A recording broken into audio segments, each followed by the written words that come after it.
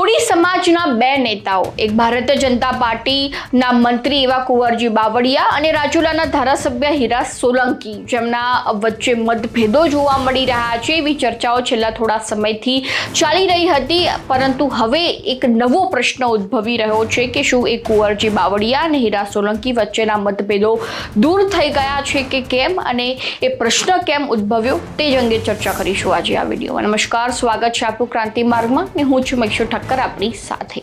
ભારતીય જનતા પાર્ટીના મંત્રી એવા કુંવરજી બાવળિયા, જેઓ કોળી સમાજમાંથી જ આવે છે. બીજી બાજુ રાજુલાના ધારાસભ્ય હીરા સોલંકી, તેઓ પણ કોળી સમાજમાં આવે છે. બંનેનું પ્રભુત્વ સમાજમાં સારું એવું જોવા મળે છે. અને બીજી બાજુ જો કોળી સમાજની વાત કરવામાં આવે તો તેનું અખિલ ભારતીય કોળી સમાજનું જે સંગઠન છે, જે છેલ્લા થોડા સમયથી ખૂબ જ ચર્ચામાં જોવા મળી રહ્યું છે, વિવાદોનું કેન્દ્ર બની ગયું છે, જેમાં કુંવરજી બાવળિયાનું નામ જે છે તે ચર્ચાઈ રહ્યું છે. અને બીજી બાજુ હીરા સોલંકીની પણ વાત કરવામાં આવે તો આ સંગઠનમાં સૌથી મોટું પ્રભુત્વ કોનું, તેને લઈને જે છે તે હીરા સોલંકી અને કુંવરજી બાવળિયા વચ્ચે મતભેદો સર્જાયા હોય તેવી ચર્ચાઓ ચાલી રહી હતી. પરંતુ કુંવરજી બાવળિયાને એક પોસ્ટે ખરેખર પ્રશ્ન ઊભો કરી દીધો છે કે શું કુંવરજી બાવળિયા અને હીરા સોલંકી વચ્ચેના મતભેદો દૂર થઈ ગયા છે કે કેમ, જેમાં તાજેતરમાં જ કુંવરજી બાવળિયા દ્વારા સોશિયલ મીડિયામાં એક પોસ્ટ કરવામાં આવી હતી, જેમાં હીરા સોલંકી તેમની બાજુમાં ઊભા છે અને શુભેચ્છા મુલાકાત અંગેનો એક આ ફોટો જે છે તે તેમના સોશિયલ મીડિયામાં પોસ્ટ કરવામાં આવ્યો છે. અને ચર્ચાઓ ચાલી રહી છે કે શું ફરીથી હીરા સોલંકી અને કુંવરજી બાવળિયા એક સાથે જોવા મળી રહ્યા છે. જો કે રાજકારણમાં તો અંદરો અંદર કઈ રીતની વાતો ચર્ચાતી હોય છે તે ખરેખર લોકોને પણ નથી ખબર હોતી, લોકો સુધી બહાર નથી આવતી, કે જે ફોટામાં દેખાતું હોય છે તે નથી હોતું અને જે નથી દેખાતું એ ખરેખર અંદર ખાને હોય છે. એવી ઘણી શક્યતાઓ આપણને જોવા મળતી હોય છે, કારણ કે આ તો રાજકારણ છે. ગમે ત્યારે ગમે તે જગ્યાએ કોઈ પણ સમીકરણો બદલાઈ શકે છે.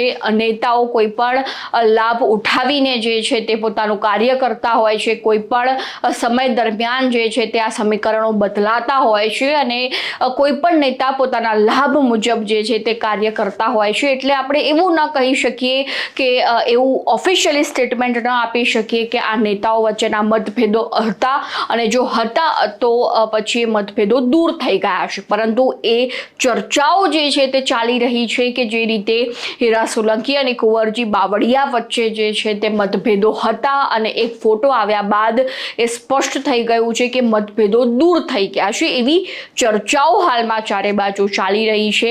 મેં પહેલાં જ કહ્યું કે રાજકારણ છે, ગમે તે સમય દરમિયાન ગમે તે જે છે તે સમીકરણ બહાર આવતું હોય છે. અને બીજી બાજુ જો વાત કરવામાં આવે કોળી સમાજના સંગઠનની, તો અખિલ ભારતીય કોળી સમાજનું આ જે સંગઠન છે ખૂબ જ મોટું સંગઠન માનવામાં આવે છે. અને જ્યારે ચૂંટણી આવે તે સમય દરમિયાન આ સંગઠન જે ક્યાંક એક્ટિવ જોવા મળતું હોય, કેટલાક નેતાઓ દ્વારા જે છે તે ચૂંટણીના સમય દરમિયાન એ સંગઠન યાદ આવતું હોય છે કે હવે આપણે સમાજને વોટ બેંકની જરૂર પડવાની છે, એટલા માટે ચોક્કસથી સમાજનો ઉપયોગ કરવો પડશે. કોઈ ચોક્કસ નેતાની હું વાત નથી કરી રહી, પરંતુ જે રીતે ભૂતકાળની વાત કરીએ, વર્તમાન સમયની વાત કરીએ, તો કેટલા નેતાઓને જ્યારે ચૂંટણી આવે ત્યારે સમાજ યાદ આવતો હોય છે, સમાજનું સંગઠન યાદ આવતું હોય છે. પરંતુ તે વચ્ચે જો કુંવરજી બાવળિયા અને હીરા સોલંકીની વાત કરવામાં આવે તો હાલમાં એવી ચર્ચાઓ છે કે હીરા સોલંકી અને કુંવરજી બાવળિયા વચ્ચેના મતભેદો દૂર થઈ ગયા છે. અને આ મુદ્દા અંગે તમારું શું કહેવું છે એ પણ અમારા કોમેન્ટ બોક્સમાં જણાવી દેજો, અને ખાસ ક્રાંતિ માંગને સબસ્ક્રાઇબ કરવાનું ભૂલતા નહીં.